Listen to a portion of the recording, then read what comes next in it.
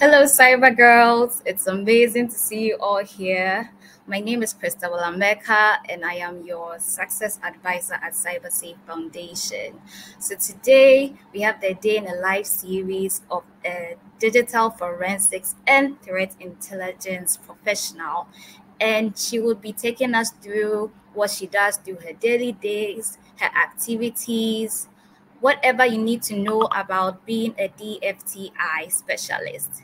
So, to begin, I'd like you to rep your countries. Tell me where you're coming from. The past few days, I haven't seen any Ghanaians. Where are the Ghanaians? Are they sleeping? I was seeing only the Nigerians and those from Kenya. I want to see you all repping your countries in the chat box. So, let me know where you're tuning in from. And let me know how you've been enjoying this session so far. So, to begin with, we would like to thank our sponsors. We'd like to thank them for what they have been doing for us, for sponsoring our events. We want to thank our technical sponsors, InfoSec Institute, ISC2, Cisco Networking Academy, Fortinet, Checkpoint, Policy Wizard, Practical DevSecOps, INE, Microsoft, ADC, and ATO. So as I mentioned earlier on, we are having a day in a life with the DFTI, and she will be taking us through what she goes through and how she lives her life and how she is an expert in her field. But before we start that, we'll take our Cyber Girls mantra. Cyber Girls mantra is what we live and breathe at Cyber Girls Foundation. So we'll go with the mantra: I am knowledgeable, resilient, and excellent. I am a fountain of value and an ardent problem solver. I am a voracious learner, so nothing is too difficult for me to master. I am a doer with genius intellect. I am a cyber girl. So amazing, so amazing. So as today, as I mentioned earlier on, we'll be joined with our guest, Anita Angela Ojadi, and she is a seasoned cybersecurity consultant. She has a proven track record of developing and implementing strategic cybersecurity initiatives, which includes but are not limited to security operations and monitoring, threat and vulnerability management, threat intelligence, digital forensics, penetration testing, analysis for diverse clients. So we'll welcome our guest, Anita Angela, to the stage. Hello, Anita. Hello, Christabel. Thank you so much for having me, and I'm delighted to be here to actually represent my gender, even as a cybersecurity professional. Um, let's go ahead, and I'm hoping that this session will be an insightful section and really exciting. And I'll try as much as possible, to take it bit by bit so everyone can understand what digital forensics and threat intelligence life is all about. Thank you. That's great. Thank you for joining us. So, you are a digital forensics and threat intelligence professional. So, can you take us through the journey of how you got to this path? What sparked your interest in this field?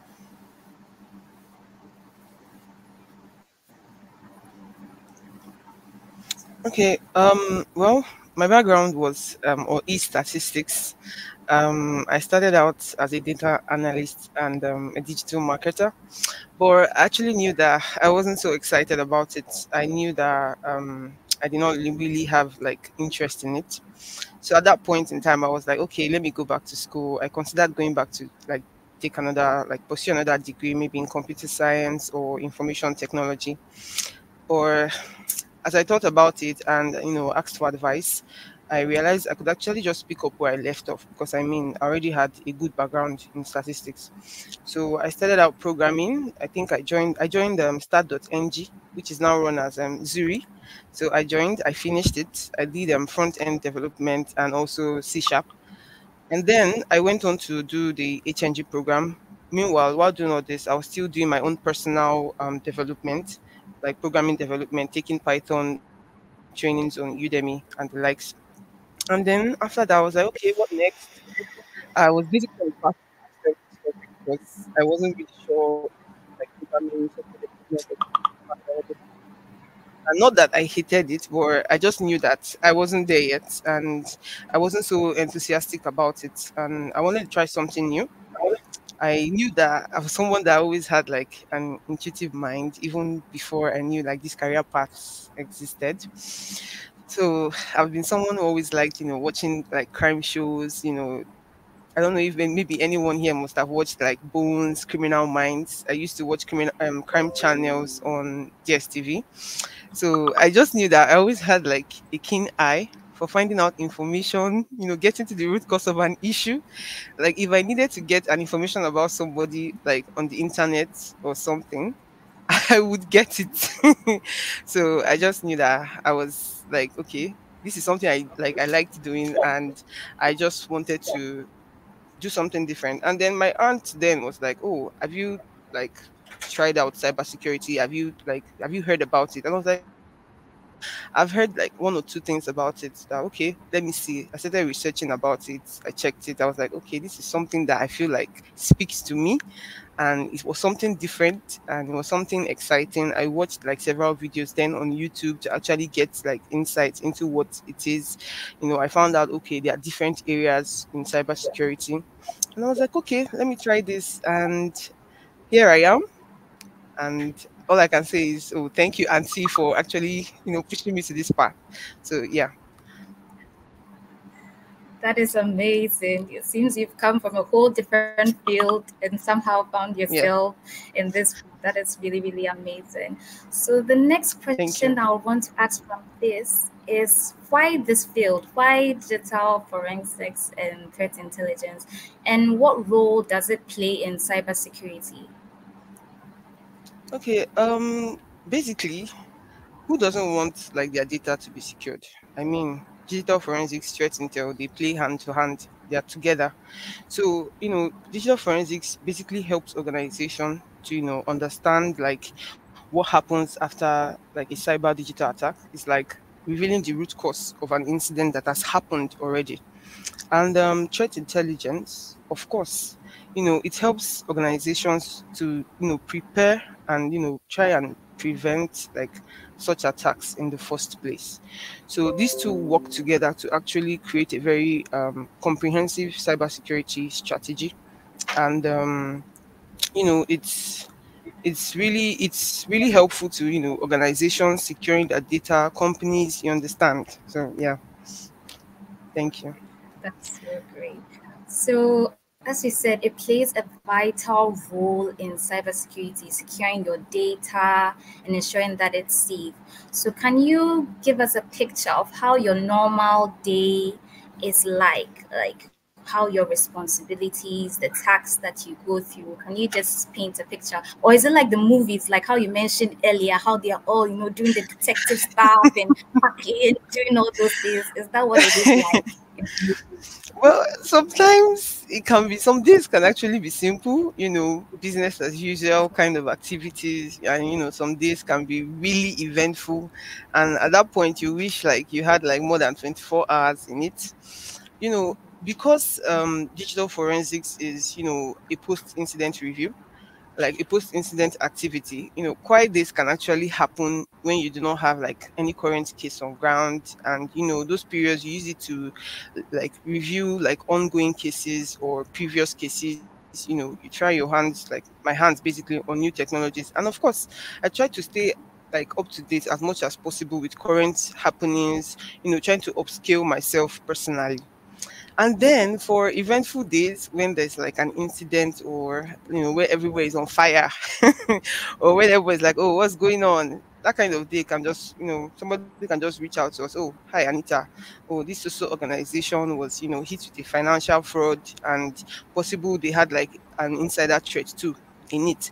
And they have like at that point they'll tell you, okay, we have confiscated the supposed employees workstation, and they have sent it to our team for like further investigation. And of course, at that point, what do I do? Of course, I was just like, okay, we'll start making adequate preparations with my team. Of course, collecting the necessary data and information we need, and also would create an image of the evidence. And basically creating an image is like creating like a copy, a bit by bit copy of the drive or whatever workstation was given to us. And of course we start proceeding to analyze using any of the forensics tools we have, depending on the type of device, because there's a different way you collect data from a mobile device and also a laptop. And with that, we start looking into every nook and cranny of the device, the images that we have copied. We look for like things like deleted files, web histories, timestamps, and if any RGP tools were installed on that system. So when I mean RGP, I mean remote desktop tools, if they were installed, and of course if any malicious codes were actually executed on that system that can actually leave behind like any insightful evidence trail that would actually give us insight into how the incident occurred. Basically trying to figure out, okay, how this incident occurred, when it occurred, why it occurred, where it occurred, and the likes. And definitely, while doing this, you have to make sure you take note of everything from the beginning. That's when I mean from the beginning. I mean from the chain of custody. Chain of custody basically speaks to the integrity of that evidence you collected, or the integrity of the information, the workstation you collected. These things are, it will help you in court if you need to go to the court to present, oh, this happened. You have to make sure that, okay, this evidence, nobody tampered with it, this was how you collected it from the organization, excuse me, and basically down to everything that has happened on that image. So this mostly would help you if you take note of everything from the beginning. It will help you in like creating a substantial report. And of course, once I'm done, or once my team and I are done, would send it to the organization. Okay, this is what we got from this. This is how we did this. And most of the time, a lot of people just think, okay, they give you the evidence, and 1, 2, 3 days, you have gotten everything you need. You have extracted everything. You know who did it. You know how it happened. It doesn't work that way. So a lot of times it can take weeks, can take days, and especially depending on the number of like artifacts you collect from the organization. And also there are cases where we can have like there'll be limitations in those investigations. Maybe somebody must have tampered with the system, or maybe somebody shut down the system, and shutting down the system can clear the RAM memory, which is one of like, it's really important in when you're doing like a forensics investigation. So a lot of these things can really help like push us back, and allow us to take a lot of time, weeks, even sometimes months. But even while like this takes time, we are trying as much as possible to give feedback to this organization. And for threat intel, I would say threat intel is, is a never ending life cycle basically. On good days, what personally I would do is just to search on new threat actors. Of course, new technologies come out every day. You see different tools that you can use. You look for different ways to detect threats. And for some organizations we work for, we try as much as possible. We have queries that we run, scripts that we run to detect maybe fake profiles across like social networks. Like for instance, you can go on maybe Twitter, Facebook, Instagram. You see fake profiles of all these financial institutions, people trying to defraud people with another profile that is like an image of actually the original profile of the company or the organization. And of course we check like the dark web, also try to see how we can get maybe any credentials that have been exposed there, and domains too that are not belonging to the organization too. So yes, but for threat intelligence on days that are not so calm, it can be battling an unseen enemy on that organization's computer network. And at that point we work with like other security teams like the SOC analysts, the incident responder, the networks team, to try as much as possible for any assets that have been affected or compromised. We try as much as possible to notify them to actually take these assets off the organization's network, so that threat actors will not try to have access to the organization. So basically, just preparing for any attacks, any latest attacks. So yeah, that's it. seems like your work is always in the go. There's no time to rest. It's just one thing after the There is other. actually there's actually no time to rest, because if you like, there's always time to, you try as much as possible to create time to rest, but at the same time you have to just be up to date, because even the threat actors are not sleeping. They're also working 24/7, trying to see who they can harm next. So yeah. So that brings me to the next question. How do you mentioned it a bit, but how do you stay updated with the latest trends and like developments in, digital forensics and threat intelligence? How do you do that? Since you're always on the go, how do you? So basically, this takes researching a lot, constant learning, discovery, trying to stay updated, joining like community channels, trying to subscribe to contents that are actually related to your field, related to what you do, you know, trying as much as possible to keep on learning, because you just actually never stop learning, you never stop researching. Yeah, so I think that's one of the easiest ways to stay up to date. Speaking to people in the organizations, if it's possible, going for all these conferences. Basically leverage on anything online that you can, and just upskill yourself. So yeah, that's how I do stay updated. Okay, so upskilling, researching, that's so great. That's so great to know that we have to be on the constant in, when it comes to Yeah. threats, and yes, we have to constantly be on the move. So can you guide us through the process of how you would conduct maybe a digital forensics and threat intelligence, assessment or something? Like, how do you just go about it? Is there like a standard procedure that, okay, we are doing this step, or it varies from, situation to situation? Okay, so for digital forensics, you have different phases for conducting a forensics investigation, and one of like about like different phases entirely, like at least up to 6, 7 phases, depending on the organization and depending on what investigation you're going to do. And one of the phases I would speak about, or some of the phases I'll speak about, I might combine some of them together. But one of the phases I'll speak about is the identification phase.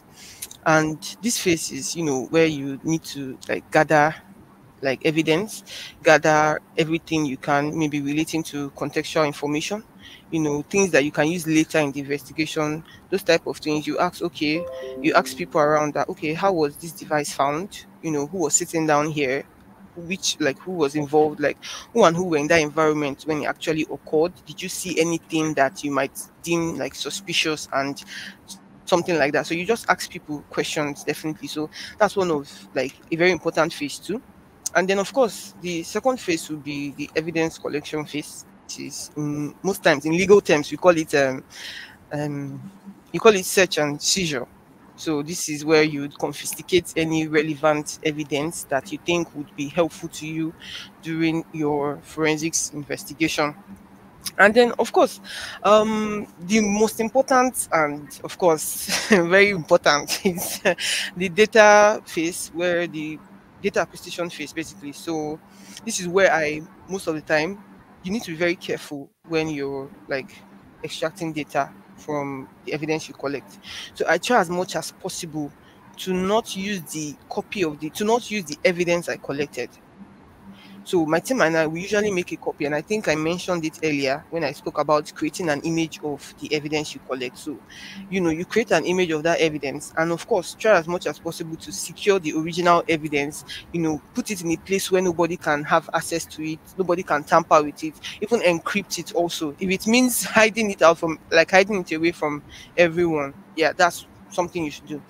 And of course, getting when I try to extract this data, I said earlier, extracting data from a mobile device is different from extracting data from a laptop.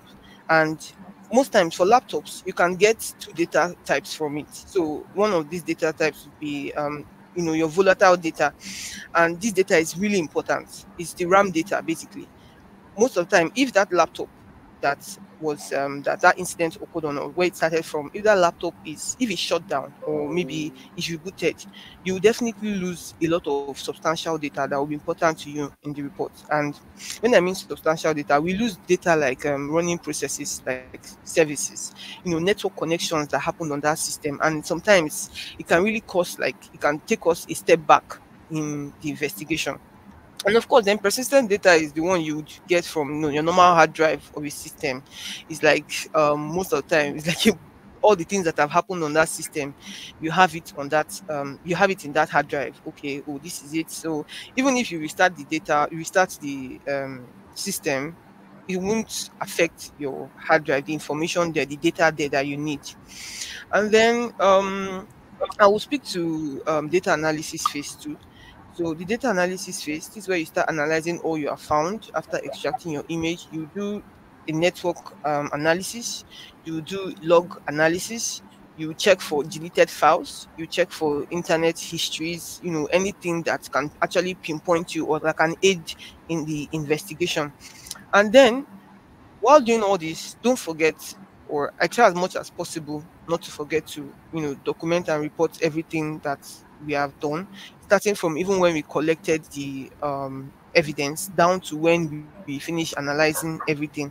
It's really important. You document everything. I mean, a lot of you watch movies and you see how they document, or how the crime scene, like the crime scenes, you see in the case of where some, like, murderers now, they will draw like a line showing how the person died, everything. So it's something like that you also do for forensics.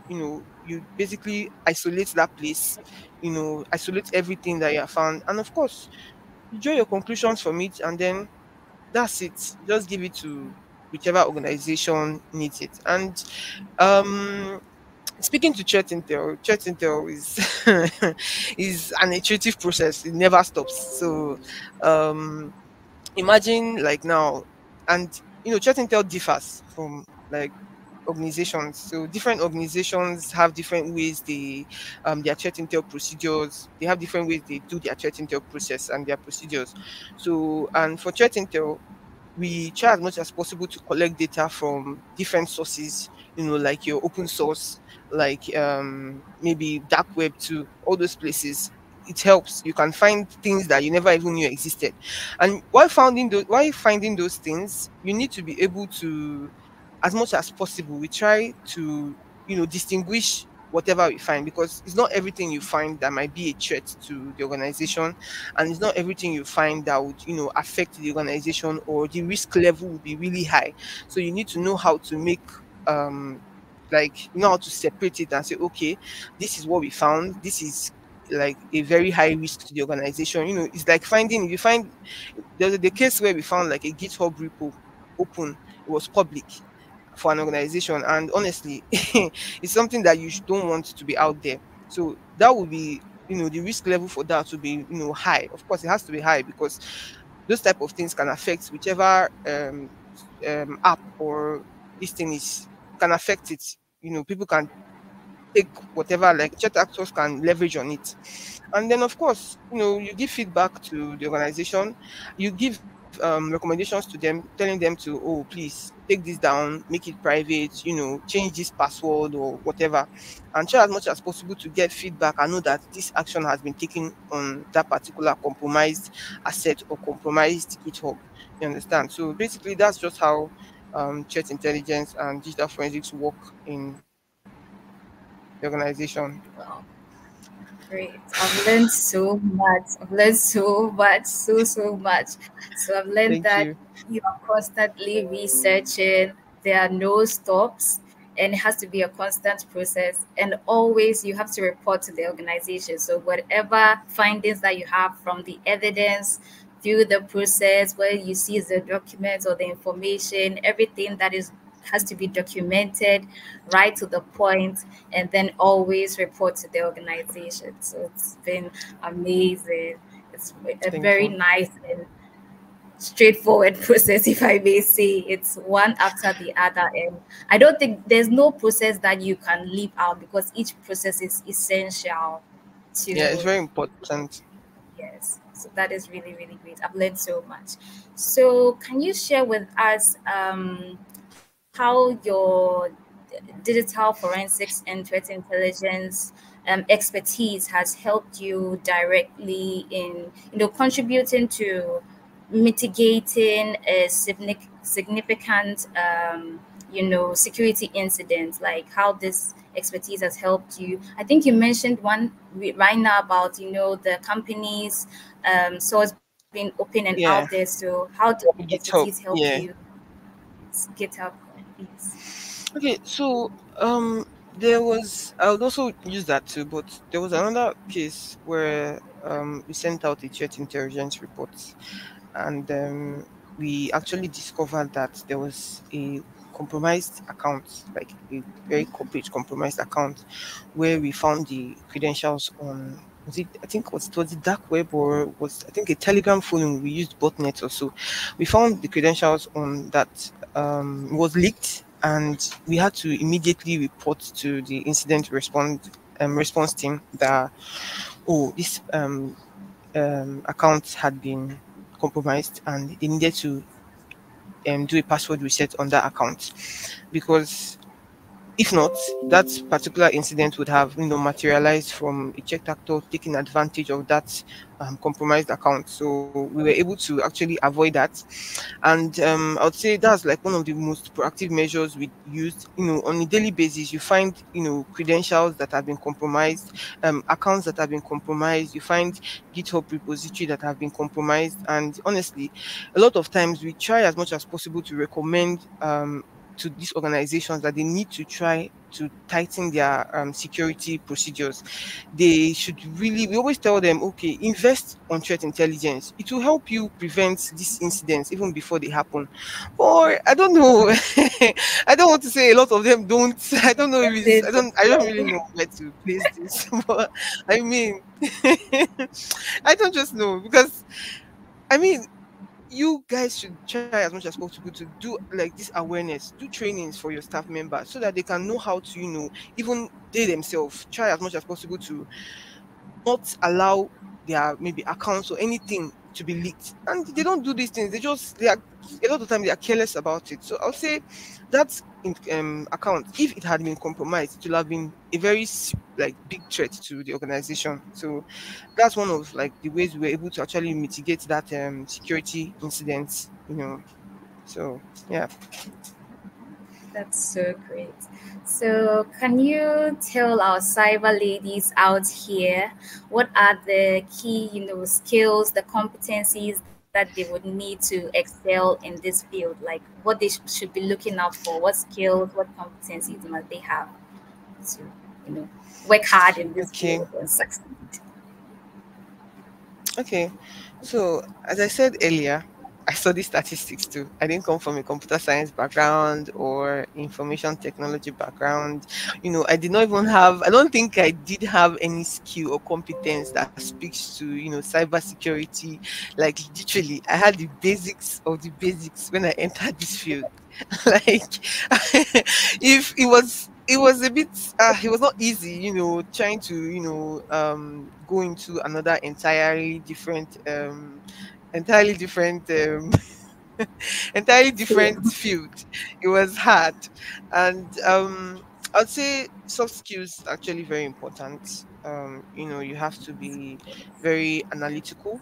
You have to know how to pay attention to detail when you're trying to go into this digital forensics and trying to tell. You have to be very attentive to detail. You have to be curious.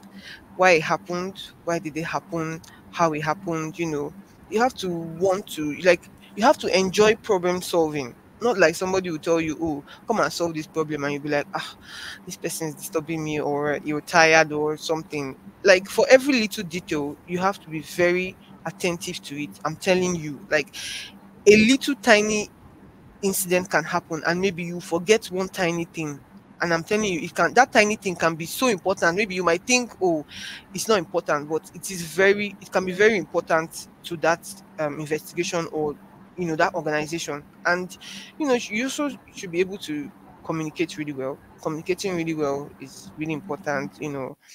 trying to know how to explain things to people, explain, because a lot of these people, like organizations, a lot of them are not very tech savvy. So you need to break it down for them, like break it really well down for them.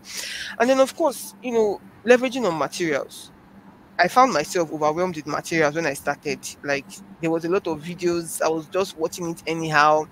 Like, it was overwhelming at some point. Like, you need to just be ready to learn and you have to be focused on it. And of course, for the technical bits, I would say you need to go back to your fundamentals. I went back to my fundamentals, like my IT fundamentals.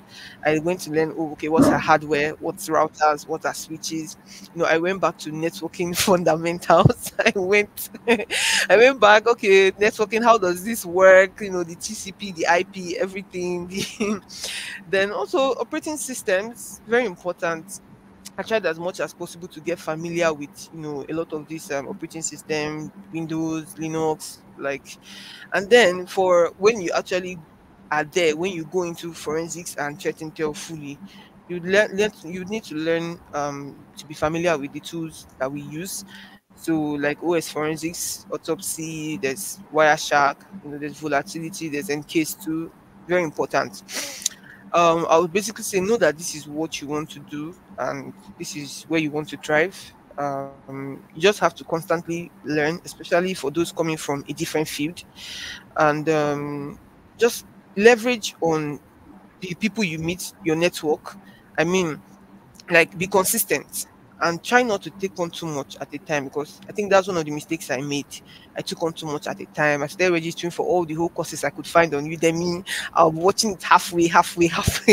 Like that's in it was later I had to, create a direction for myself. And thank God you guys already have a foundation that is already, helping you. So just use this as a strong way to build your own foundation. And if you find the resources that are beneficial to your growth, use it, utilize it. I mean, YouTube is there, different platforms, educational platforms where you can learn these things there. So for the skill set, as I said earlier, be attentive to detail, curiosity, be able to communicate well, and then technical skills, know your IT fundamentals, build your foundation very well, network fundamentals, operating system. Then, of course, for your forensics, FTK, autopsy, and leverage on threat intelligence tools too that can actually help you. There are a lot of them out there. You know, um, Even right now, Seth, you can even check by yourself if you have been compromised. You can check if your email has been compromised by yourself. You can even go to what's the name of this website? Have I been pawned? Been Check it, put on. your email address there, and even check to see if your email address has ever been compromised before. So yeah, that's just what I would say. Thank Thank you. you. That's been so insightful. And I think all these skills and competencies are what is essential even in everyday life. You have to be Yeah. curious about what is going on next. You have to pay attention to detail. So all these are really essential. And as you know, ladies, you have been going through the prerequisite part and you have been learning all the basics. So you don't make any mistake like how Angela has been telling us, oh, she started one course and then she stopped. You also don't do the same. Ensure that you finish all your courses and understand so that when you get to the specialized field, you are not going back. You already have everything detailed and you understand what you're going through, and then you can finally pick the path that you want. So thank you, Angela, so much. This has been very great. But I have another question to ask you. So you said you love learning, you are very curious. So what's that one hack or a new hack that you use to, learn new stuff, and then, how you adapt to a new environment? How do you do that to, yeah, so what's your hack for learning something new, a new skill? Because I see that you have a lot of skills out there on your bio. So how did you, get into that? And then what is your best tip for adapting to a new environment? So how did I get into learning a new skill? So I would say Yes. one thing is I was very focused and consistent, and I knew that this was what I wanted to do. So I prepared a timetable for myself. I said, okay, every 3 hours, even like while I was doing like other jobs, then I said, okay, this is what I want to do for the next 3 hours, for 3 hours every day, no matter how tired I am.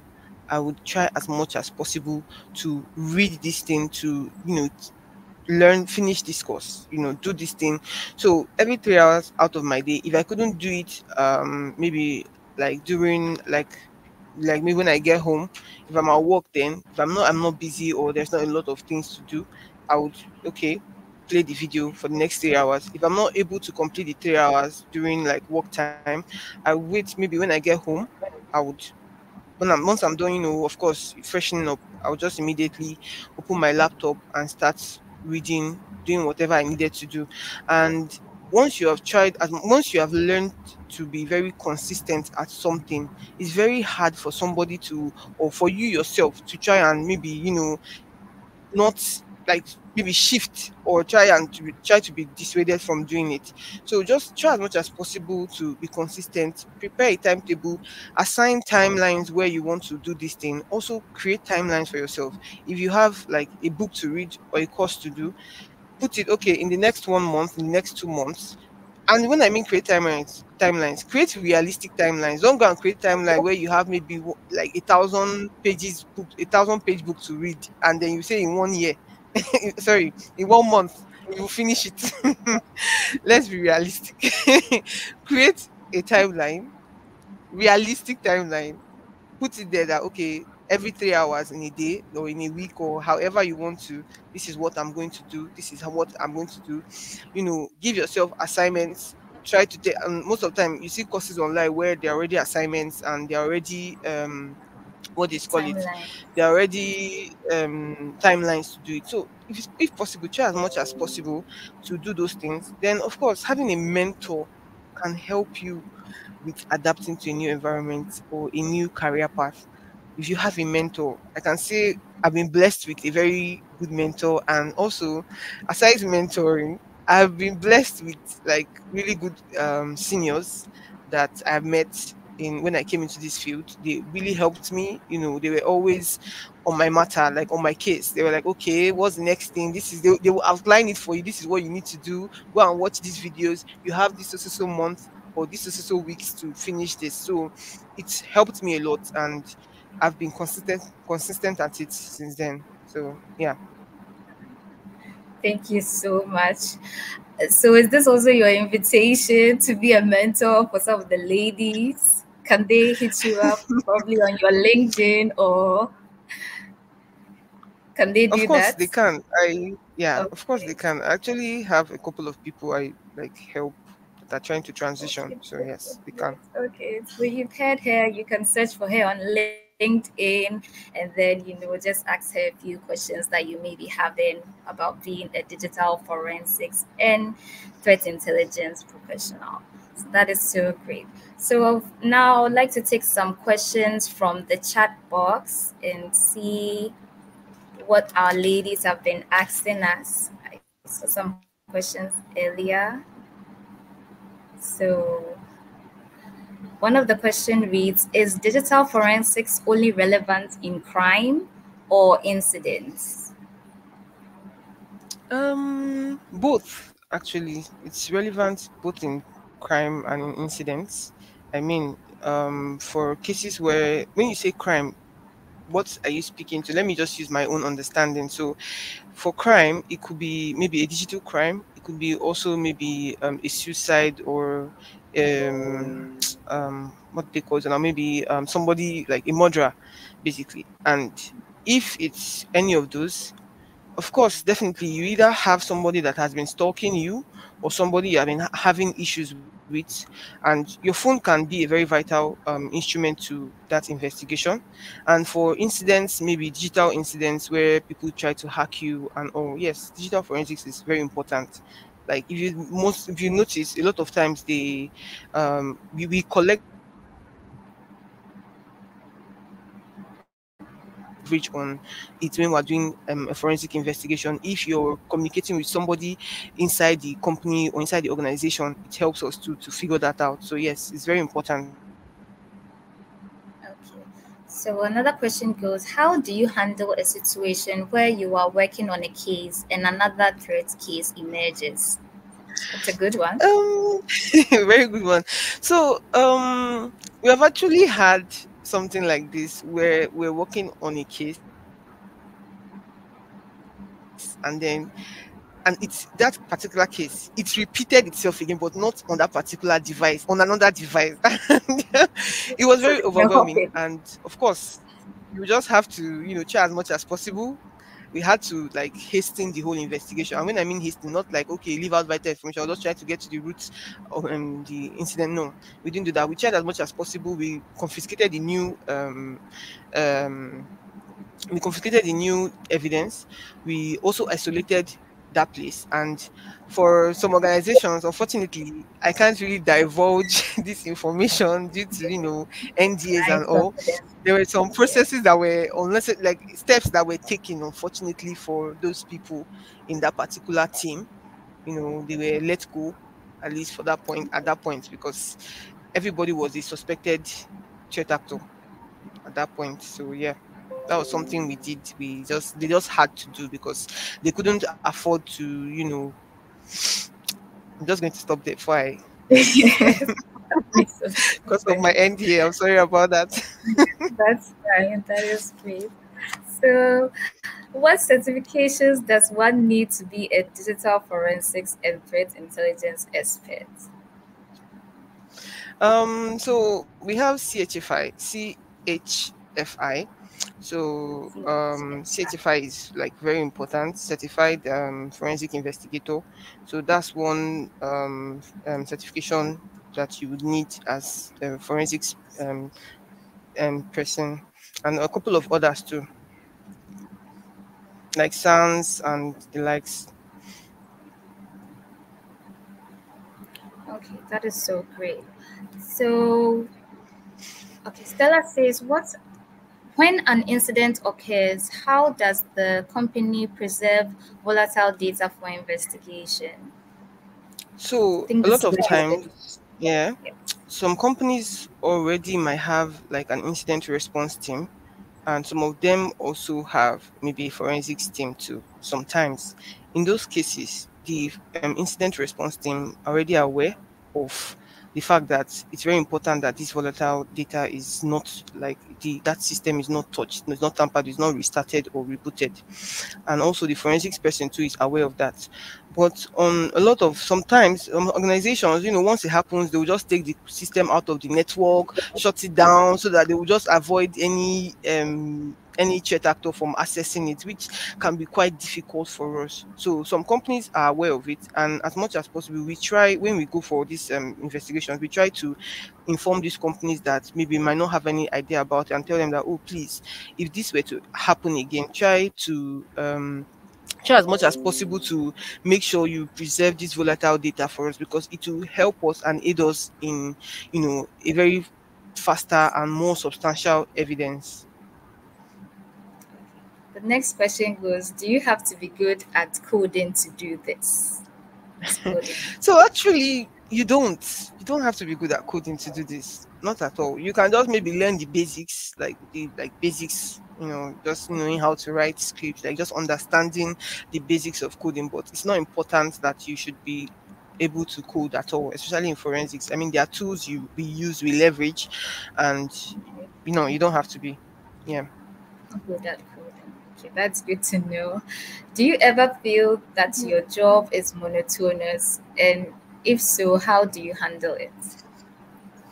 Mm, well, um, do I ever feel I don't think I don't think I feel that way. I don't think I've ever like felt that way before, because it's something I enjoy doing. So I don't know. It's not Guess monotonous, if to be you honest. enjoy doing something, you wouldn't feel When it is you won't monotonous. feel that way. Yes. You feel Mm. that way. Okay. So, can the roles of a forensic analyst and incident responder be combined as one role? Well, it depends actually. It depends. Someone with as a forensics analyst would already have an incident response background, at least know one or two things about being an incident responder. And also same thing as an incident responder, you would know a bit one or two things too about being a forensics analyst too. So yes, it's possible to be combined, but most times we advise you have an incident response team and you have a forensics team, so that at least when you have more than three, or like more than consecutive cases, you'll be able to assign, okay, the incident response will be doing their own thing, the forensics analyst will be doing their own thing. But it's very possible to be knowledgeable about both of them. Yeah. Okay, that's great. Okay. So Anna says, do you often apply vulnerability assessment and pen testing to discover threats? Yes, we do.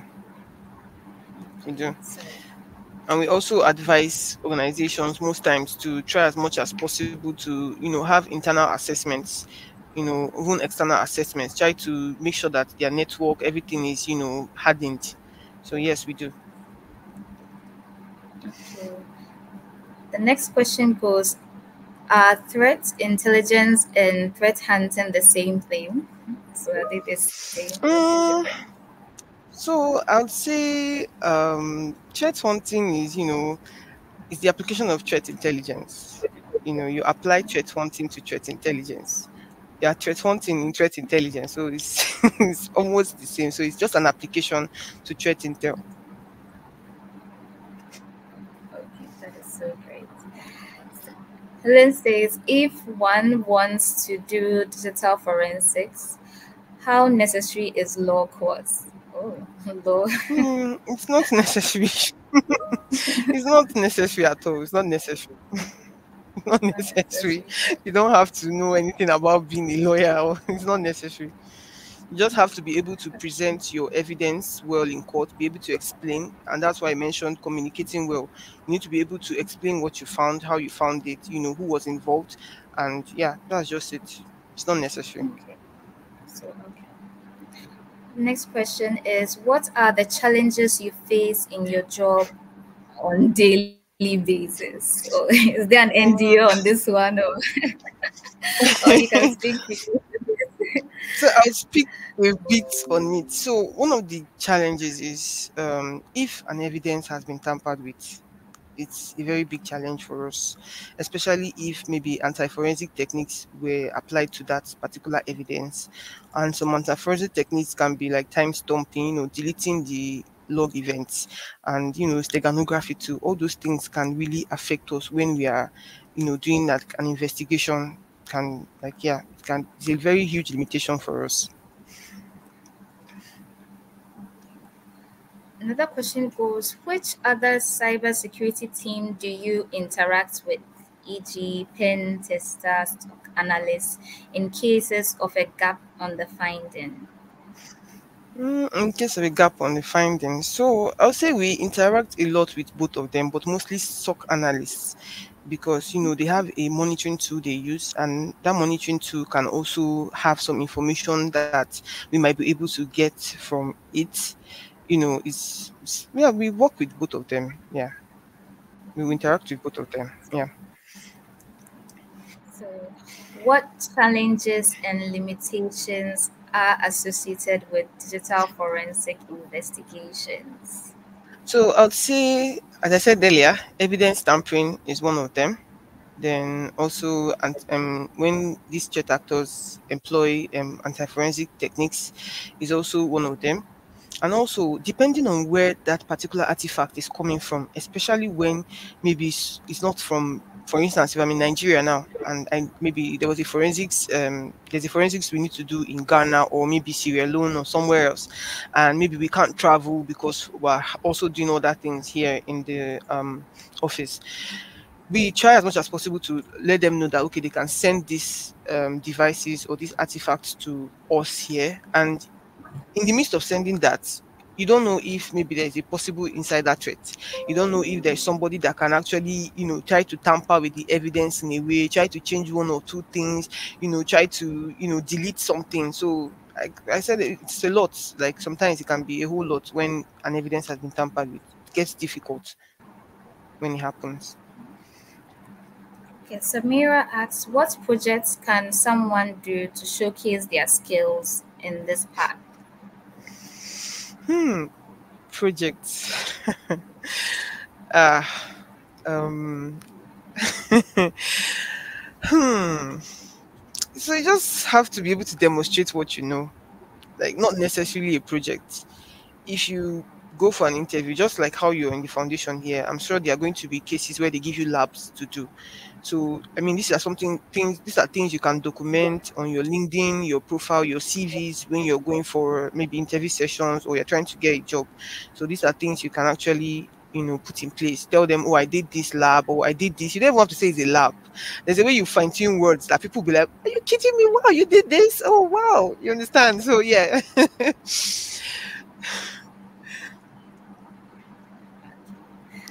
The next question is, if you find out that someone in a high position, like the manager, is a threat actor, how do you communicate it and to who? Interesting. Internet So, threat. a lot of times when okay, okay, due to some NDAs, let me just try and see how I can fine tune the answer. But a lot of times when we find out someone like a manager is a chat actor, that's why you have the stakeholders, you have the people that own shares in that company, you have the directors, you have the CEOs. You instead communicate it to them. You communicate it to them instead of the manager. You understand? Because even if you say you want to communicate it to maybe the junior staffs or something, the junior staff still can be in on it, and it will pose a difficult. It will be difficult for you to actually get it to whoever it needs to be gotten to. And a lot of times when we do this forensics investigation, the stakeholders want to also be present. They want to know how it happened. So you are also that's also a good thing, so that you are not only communicating to one person who will then go and communicate it to the next person. So yeah, a lot of times we already have access to those that are at the very top. So I'd like to ask one final question. So, what is the most memorable advice that you have ever received?